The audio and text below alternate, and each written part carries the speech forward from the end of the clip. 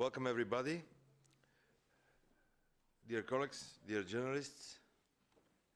Unfortunately, yesterday happened something very sad. A lot of kids died in the accident. We all grieve with their families.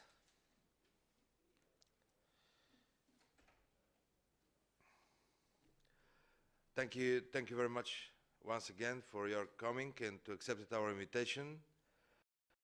I have that privilege and that honor to announce it, the Declaration 50 for 2011. It's accepted with a big majority, more than 400 signatures. And the declaration is consecrated to the chess in school. That's something very good, and first of all, that it shows it's no border in the European Parliament between the political groups to do something good. It no any prejudgment, and I want to thank you very much for some of my colleagues, Mr. Mauro, who will come after 15 minutes, Mr. Jonathan Montaldo from Malta, from Socialist Group, Mr. Hanno Takkala, who will come after a few minutes, or maybe he's here, and also, of course, Mr. Nurjdeva from ECR. I want to thank you all for all my colleagues. They supported this initiative, and also to my team, Martin, Evelina. I want to also thank you very much for Mr. Jan Kelwart, the president of the Kasparov Chess Foundation Europe. I want to thank you very much also for Mr. Milan Zver from Slovenia and Mr. Jacek Vlosovic and Piotr Boris from Poland, because they supported me very much to collect all the signatures. I want to thank you also to the full administration to the European Parliament, because they help us to make that event very good and a very good level. And in the end, I want to thank you to Mr. Buzek, the President of the European Parliament, because he gave the patronage, the former President of the European Parliament, he gave the patronage of that initiative. And in the very end, I want to thank you to Mr. Silvio de Leeuw, who is the President of the European Chess Union. And then in the very, very end, to our face, to the face of the chess, the youngest world champion, the legend of the chess, Mr. Garry Kasparov. Because without him, I think it's not possible. Because he is something more than legend in chess. He is a symbol of sport, symbol of young people, how they can fight for his place in life. And the rule will be like that. I give the floor first of all to my colleague. He's only one of them, Mr. Jonathan Montaldo from the European Parliament, from the Socialist. After that, I give the word for Hanno Takkala. Please, Hanno, come here. You know, the success always have many fathers, and you should join us. Okay. And I think your name is here, yes. Sorry, may I interrupt you? So, yes. This is a press conference, and if all those gentlemen shall make a statement, a little bit, the time will run out. No, that will be very short. They say only few words. I give the floor to Mr. Montaldo, after that to Hanno Takkala, and after that I give the floor to Mr. Kelwart, Mr. Silvio de Leeuw, and the end Mr. Garry Kasparov, and after that you will have the opportunity to ask us for everything you want. Well, let's be honest, the only man we really want to listen to sits next to you. All right. Few words, first of all. Thank you for being honest. I will take your cue, and obviously you are quite right. This is a press conference, and we have one of the most brilliant people who have ever not only played chess, but who is amongst us, and it is an honor to be at the same conference as him.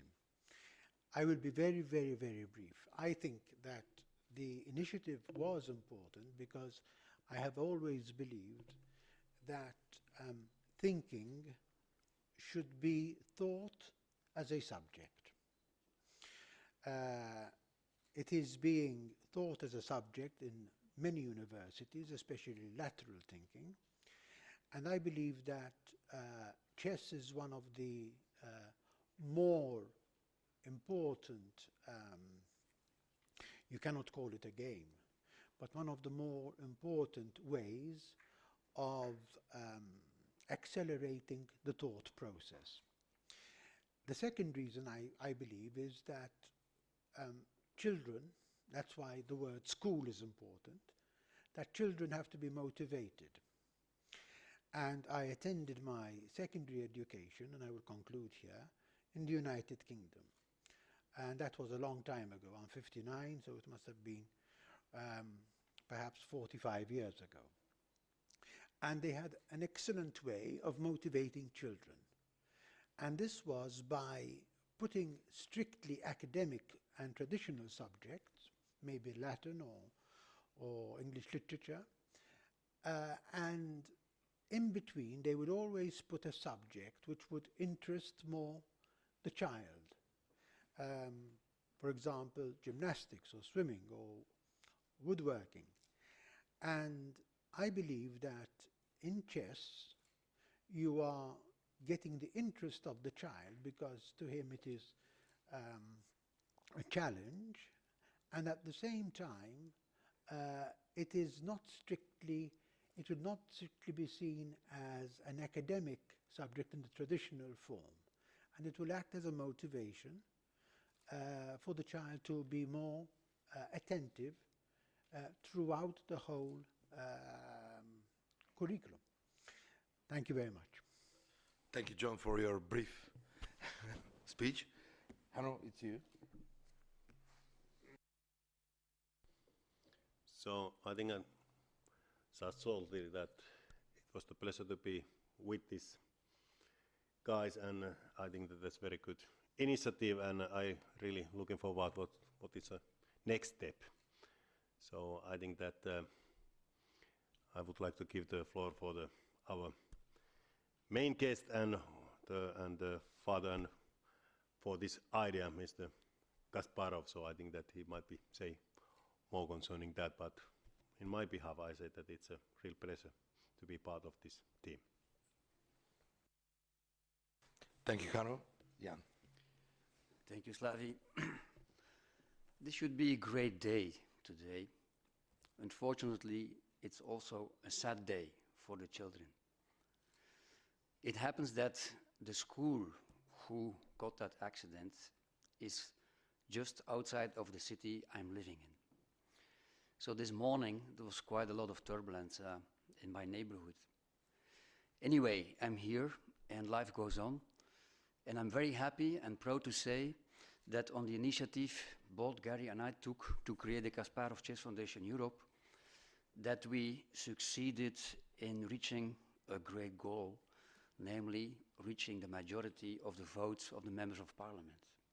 I must say, in this press release or press conference, with every new initiative, and I've seen many initiatives to call for a declaration vote here, it's always coming with some skepticism.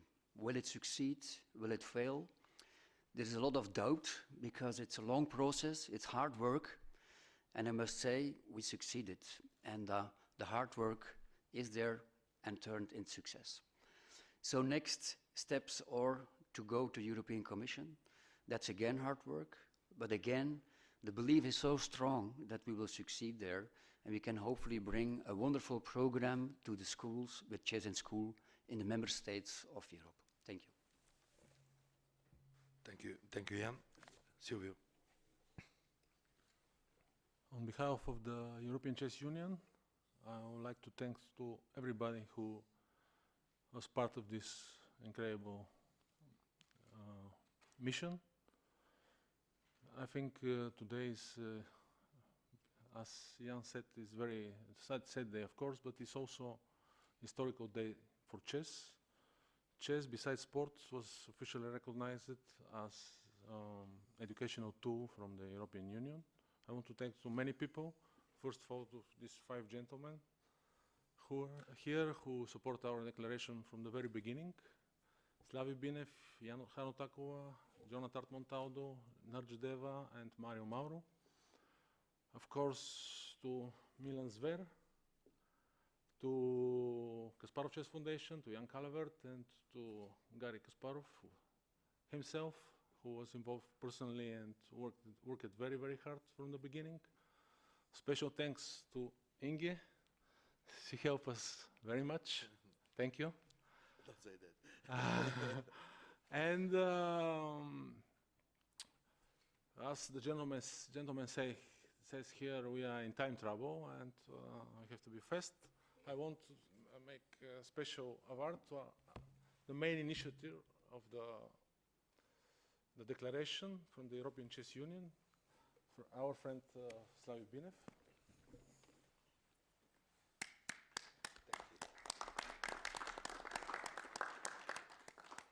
You deserve it, Slav. You deserve it. You deserve it. I have to all of you, but we did He is our otherwise. representative. No. You did a wonderful gesture. Well done. Thank you, Silvio, very much. That's like a wedding ring for me, to be always in this position in the Chess Union. And now, you're waiting for him, the legend. Gary, the floor is yours. Yes, thank you very much, Slavi. Yes, as everybody said, it's a really sad day. It's a tragic day, and it's hard to imagine that, you know, with all the efforts we invest in kids, in education, and trying to make them better, you know, something stupid happens, and you know, 2 dozens of them disappear in a second. So it just it probably shows how fragile is life, and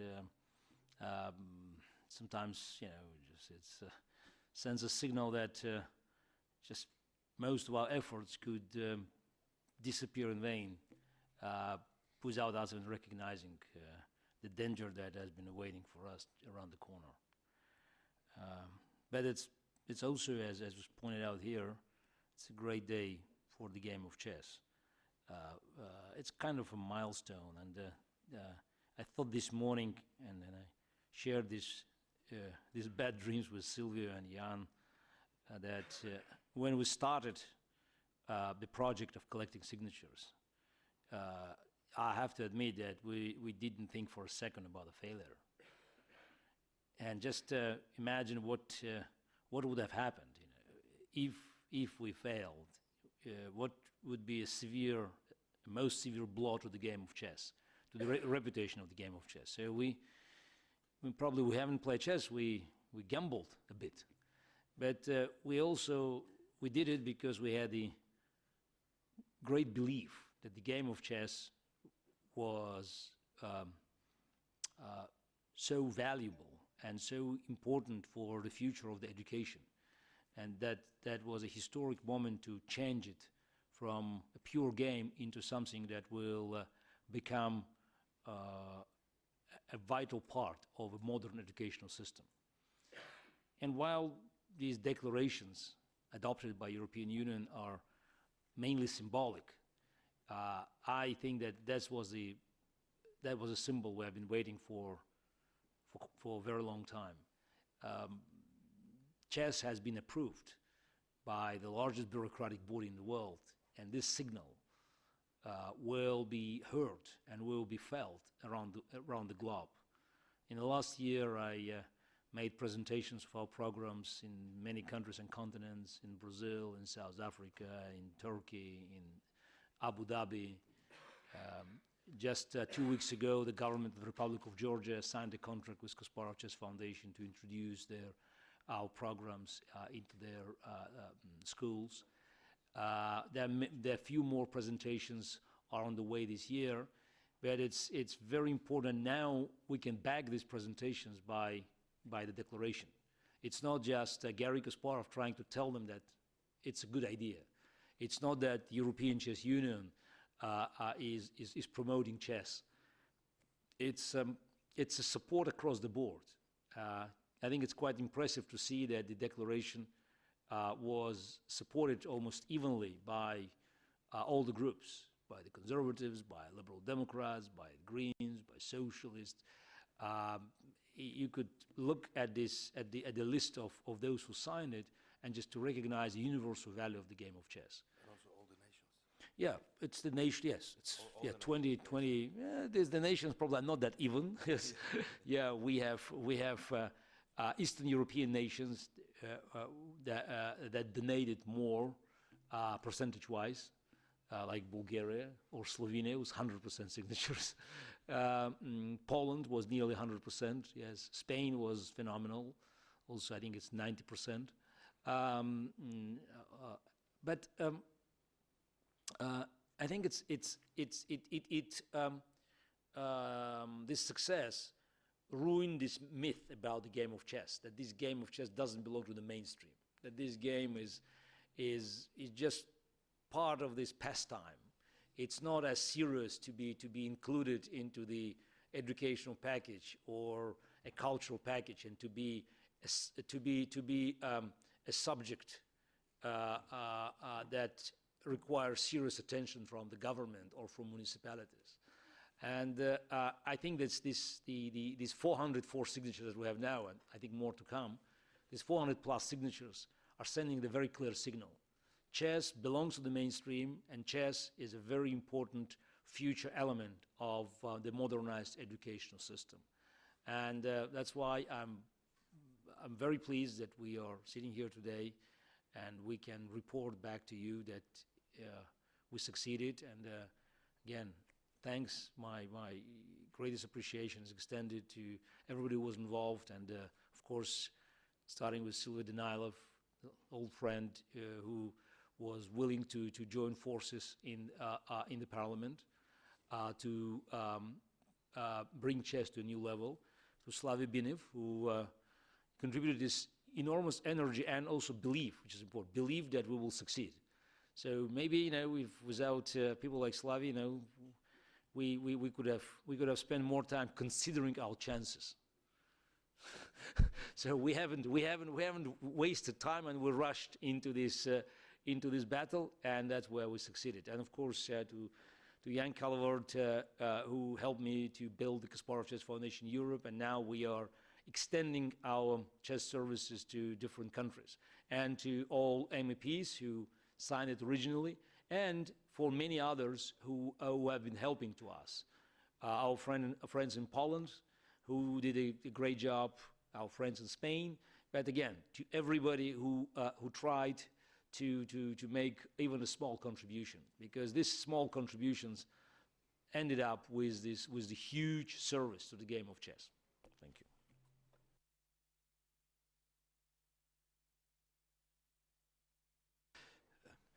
Could you present yourself and Peter say van Goort, Danish Radios. I am one of your fans. I have tried to follow your history and compared it to the history of your predecessors in Russia, who almost all of them, maybe I'm wrong, became insane after being champions. I read at the age of 7 the chess novel of Stefan Zweig, and I got scared. I thought I learned the game at the age of 4, but you are keeping up a spirit, both in person, both in politic ways, and now by this initiative here, which is astonishing. When I am in front of my pupils at the school where I'm teaching as well as being a journalist, I'm confronted with the kids playing games, but those games are not chess games. Those are violent games, unrealistic games. How can you perhaps introduce a game of chess which is relevant for that kind of youngsters who are losing time's weight, brain, by doing nonsense in playing games without any relationship to anything? Oh, I have to start by saying that your evaluation of the risk of insanity for the chess players have been greatly exaggerated. Yeah, I knew just from the first moment you mentioned this risk. I knew that you would have mention Stefan Zweig novel, or you could also recall Luzhin Defense of Nabokov. And I have to admit that these two pieces of great literature donated to this wrong image of the game of chess. Undoubtedly, chess at the highest level, as any other mental activity, is running a risk of certain damage caused by the high pressure on personality and on the brains. But the percentage, even if you look at the entire chess history and count few big names, it's incompatible to the percentage of those who suffered similar damages from mathematics or physics. I doubt that you will be considering the value of studying these subjects. While speaking about what I call these mindless games, you know, that games that require only dexterity of hands to succeed, we can choose our strategy how to deal with this phenomena. We can complain about it, or we can try to adjust, because that's, unfortunately, that's what is happening. And introducing chess in the schools is not just, you know, to offer direct competition with all these Nintendo or PlayStations. It's more like creating an algorithm for thinking, because we are dealing with a new generation, which is just entering schools. You may call it iPad generation. Kids who are not recognizing the value of any information which is received without interactive exchange. So the typical school is always a one-way road. It goes from teacher to the kids. These kids today, they always live in just, you know, in two-ways roads. And I think computerized versions of chess game could improve this atmosphere and to help kids to see the big picture and how to adjust themselves into this massive amount of information. It's on one side, and also it will help schools to develop better programs, computerized programs, to create an environment where kids can learn without being very uncomfortable with this teaching environment.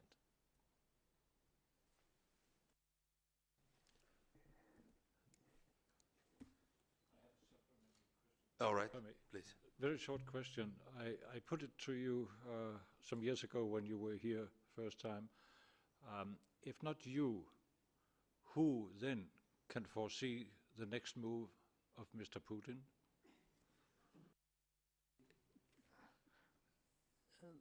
My first appearance in the European Parliament was in September 1991. At that time, I was still a world champion,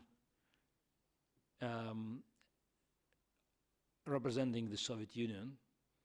Also, you know, there was already argument whether it was just Soviet Union or a new Russia, and I already played on the Russian flag. At that time, people asked me about Gorbachev and Yeltsin. And I was quite good at predicting the collapse of the Soviet Union by the end of 1991. In 2000, I think in 2006 when I was here, and there were many questions about Russia and Vladimir Putin, and